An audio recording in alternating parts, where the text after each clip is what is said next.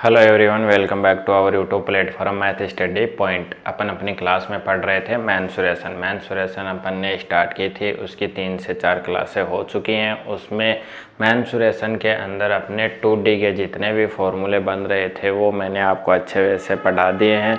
I think आपने वो याद भी कर लिए होंगे और आपको अच्छे से आपने अपनी नोटबुक में उनको क्या कर लिया होगा, नोट भी कर लिया होगा। यानी कि 2D के जितने भी फॉर्मूले थे वो अपन पढ़ चुके हैं। आज की क्लास से स्टार्ट करेंगे अपन 3D के फॉर्मूले। 3D के फॉर्मूले कौन कौन से होने वाले हैं, जैसे क्यूब होगा, क्यूबॉइड होगा, स्फेयर होगा, सिलेंडर होगा, कौन होगा, ठीक है, पिरामिड होगा, प्रिज्म होगा। तो अपन एक एक को करके पढ़ते हैं। आप अपनी नोटबुक में उसके नोट्स बना लेना, ठीक है। इन फ्यूचर जो भी आपकी एग्ज़ाम होने वाली है उसके अंदर आपको बहुत ज़्यादा बेनिफिट मिलने वाला है। तो अपन स्टार्ट करेंगे। सबसे पहले आज की क्लास में अपन क्यूब से स्टार्ट करेंगे। क्यूब यानी कि घन।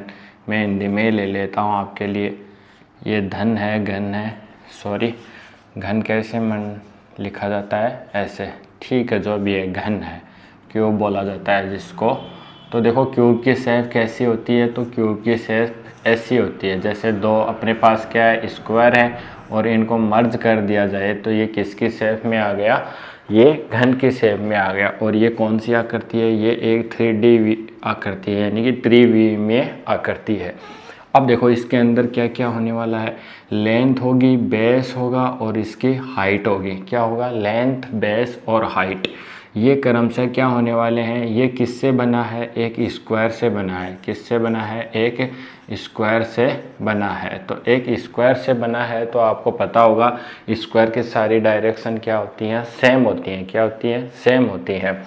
तो इसकी भी क्या है, सारी डायरेक्शन सेम है। जैसे ये डायरेक्शन ए ले ली, ये भी ए, और जो तीसरी वाली है ये भी क्या ले ली जाए, ए ले ली जाए, है ना। ए लेते हैं अपन। तो ए लेते हैं तो देखो इसमें कितने फॉर्मूले पढ़ेंगे अपन। एक तो इसका एरिया पढ़ेंगे, ठीक है, एक तो एरिया फाइंड आउट करेंगे, एक इसका वॉल्यूम, ठीक है, और एक इसका ले लेते हैं अपन विकर्ण, डायगोनल पढ़ेंगे। 3 चीज़ें पढ़ने वाले हैं अपन। अब देखो एरिया क्या होने वाला है, जैसे एक सरफेस है, इसका एरिया क्या होता है, ए स्क्वायर। तो ऐसे इसमें कितनी सरफेस हैं, कितनी है, 6 हैं। देखो ऊपर नीचे कितनी हो गई, 2, इधर वाली कितनी हो गई, 4, फिर सामने वाली और पीछे वाली कितनी हो गई, 6। अगर ए का एरिया ए स्क्वायर है तो 6 सरफेस का कितना हो गया, 6 इंटू ए स्क्वायर। तो इसका एरिया लिख लो आप, कितना हो गया, 6a स्क्वायर।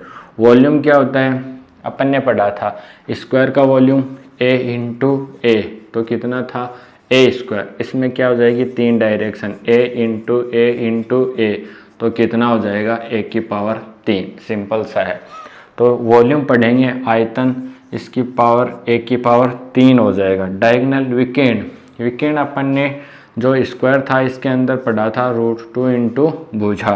तो इसके अंदर क्या आ जाएगा, 3 डायरेक्शन है, तो √3a क्या आ जाएगा, इसका विकर्ण आ जाएगा। आई थिंक आपको ये समझ में आ गया होगा कि इसकी कंपैरिजन अपन किससे कर रहे हैं, एक स्क्वायर से कर रहे हैं जिसको हिंदी में वर्ग बोला जाता है। जैसे वर्ग की सरफेस ए होती है उसी प्रकार से जो अपना क्यूब होता है इसकी भी सारी सरफेस क्या होने वाली है, सेम होने वाली है।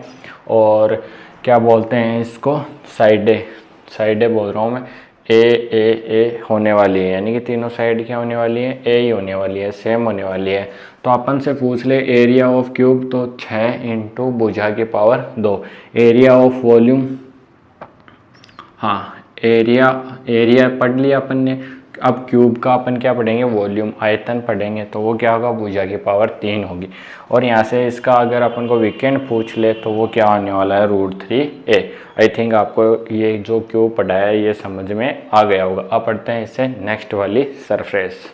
देखो घन पढ़ने के बाद में अब अपन सेकंड नंबर पे पढ़ेंगे अपना क्या, घनाभ की सरफेस किससे मिलके बनी होती है, आयत से मिलके बनी होती है। कैसे सरफेस होती है, जैसे ये अपने पास एक रेक्टेंगल है और उसकी सहायता से क्या बना दिया अपन ने, घनाभ क्यूबॉइड बना दिया।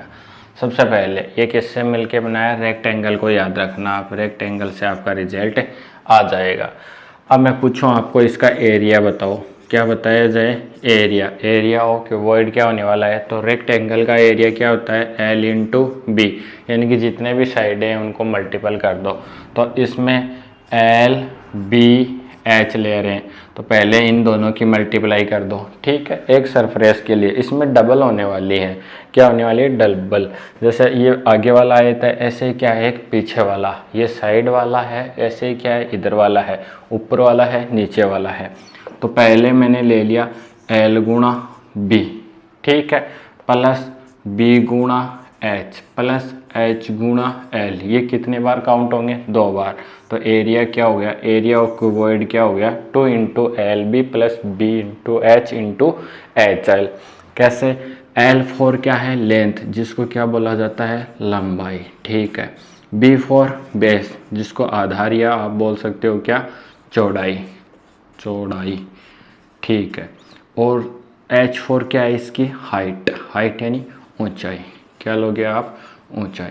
तो आप इस प्रकार से इसको याद रख लेना कि क्या क्या होने वाला है। फिर अगर मैं वॉल्यूम की बात करूं, वॉल्यूम, वॉल्यूम क्या होने वाला है, वही होने वाला है क्या, L into B into H. अगर आप हिंदी में इसको लिखना चाहो तो लंबाई गुणा चौड़ाई गुणा ऊंचाई, ये क्या हो जाएगा, इसका वॉल्यूम, यानी कि कितना ये वॉल्यूम कलेक्ट कर सकता है। फिर इसका डायगोनल,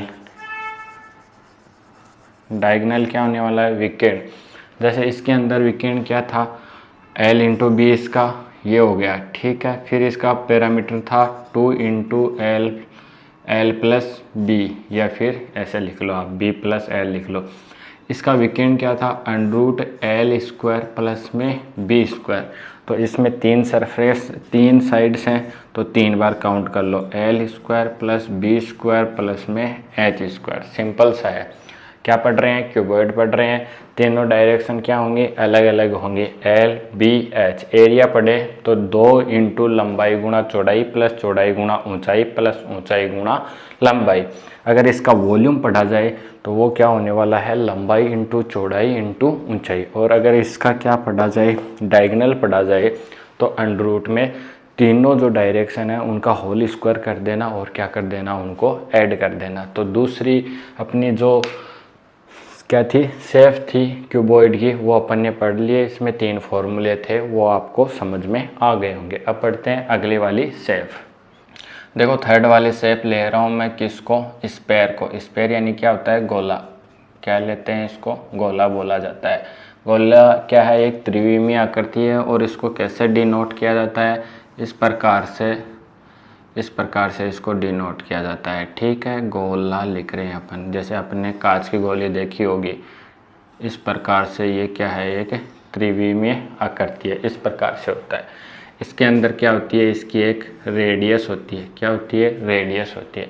तो वो ही इसके लिए अपन यूज करेंगे कि इसका एरिया, ठीक है, एरिया क्या होने वाला है, इसका वॉल्यूम क्या होने वाला है, ठीक है। एरिया ये जानते हो ना आप, इसको क्या बोला जाता है, क्षेत्रफल, और इसको क्या बोला जाता है, आयतन। तो दोनों पढ़ेंगे। तो देखो एरिया क्या होने वाला है, आपको याद रखना, क्या, 4 पाई आर स्क्वायर, ठीक है। और अगर आयतन की बात करें तो 4/3 पाई आर क्यूब, ये होने वाला है। 2 ही चीज़ें पूछे जाएंगी, एक तो एरिया, सरफेस एरिया, और एक इसका वॉल्यूम। अब दूसरी बात, ये तो है अपना क्या, गोला, स्पेयर। अगर हेमी स्पेयर आ जाए, जैसे क्या बोल रहा हूँ मैं, यदि इस गोले को कट कर दिया जाए और आपके पास कैसा गोला दिखाई दे रहा है, इस प्रकार से दिखाई दे रहा है, यानी कि आधा ही है, ऊपर वाला पार्ट क्या कर दिया अपन ने, हटा दिया। तो इसको क्या बोला जाएगा, इसको अर्धगोला बोला जाएगा। क्या बोलते हैं इसको, अर्धगोला। और अर्धगोला में भी क्या होगा, एरिया होगा और क्या होगा, वॉल्यूम होगा। अगर ये इतना है तो इसका आधा कर दो, इसका अर्धगोले का एरिया क्या होने वाला है, तो ये जो जितना है इसमें 2 से डिवाइड कर दो, यानी कि 4 पाई आर स्क्वायर है, इसको 2 से डिवाइड करोगे तो आपके पास रिजल्ट आ जाएगा 2 पाई आर स्क्वायर, ठीक है। अगर मैं वॉल्यूम की बात करूं तो इसका वॉल्यूम क्या होने वाला है, ये भैया आपको याद रखने पड़ेंगे। कितना है, 4/3 पाई आर क्यूब। अब इसको भी आप 2 से डिवाइड कर दो तो ये इससे कट जाएगा, तो इसका वॉल्यूम आएगा 2/3 पाई आर क्यूब। आगे बात समझे। अब देखो इसमें एक और होता है, अगर इसका संपूर्ण पृष्ठीय क्षेत्रफल निकालें, जैसे ये अपन ने एरिया निकाला तो वो कितना आया 2 पाई आर स्क्वायर। अगर ये भी एरिया काउंट कर लिया जाए, कितना है ये पाई आर स्क्वायर। एक सर्कल के लिए कितना होता है पाई आर स्क्वायर। तो मैं उसके लिए लिख रहा हूँ कि देखो आपके लिए हिंदी में लिख देता हूँ कि आपके पास क्या है, अर्धगोला है। अर्धगोले का टोटल सरफेस एरिया, जिसको हिंदी में बोला जाता है संपूर्ण पृष्ठीय क्षेत्रफल। संपूर्ण पृष्ठीय क्षेत्रफल, तो अपन को पता है नीचे वाला पार्ट कितना आया है 2 पाई आर स्क्वायर, प्लस में इसमें पाई आर स्क्वायर और ऐड कर लोगे तो टोटल रिजल्ट आ जाएगा 3 पाई आर स्क्वायर। ये थी गोले की बात। देखो ध्यान से सुनो, गोला क्या है, एक त्रिविमीय आकृति है जिसकी रेडियस क्या है आर है। अगर आपके पास में टोटल पूरा गोला है ना, यानी कि अपन की जो गेंद होती है वो मान लो आप गेंद होती है, तो गेंद का अगर आपको या फिर गोले का एरिया निकालना है तो वो क्या होगा 4 पाई आर स्क्वायर होने वाला है। अगर उसका वॉल्यूम निकालना है तो कितना आएगा 4/3 पाई आर क्यूब। ये आपको याद रखना है।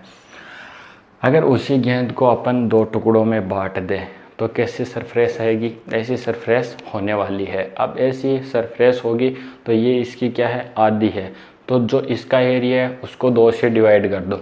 इसका एरिया 4 पाई आर स्क्वायर था, इसका एरिया 2 पाई आर स्क्वायर होने वाला है। इसका वॉल्यूम 4/3 पाई आर क्यूब होने वाला था और इसका वॉल्यूम कितना होने वाला है 2 पाई आर क्यूब होने वाला है। ठीक है, सरफेस एरिया हो गया और इसका वॉल्यूम हो गया। अब अपन से ये पूछ ले कि इसका टोटल सरफेस एरिया कितना होने वाला है, यानी कि ये पार्ट तो लेंगे ही लेंगे, प्लस इसके ऊपर वाला पार्ट भी अगर अपन लेना चाहें तो 2 पाई आर स्क्वायर के अंदर पाई आर स्क्वायर और ऐड कर दो तो टोटल सरफेस एरिया कितना आ जाएगा 3 पाई आर स्क्वायर आ जाएगा। तो अपन ने 3D में कितनी शेप पढ़ ली हैं, 3 शेप पढ़ ली हैं। अब पढ़ते हैं चौथी वाली शेप।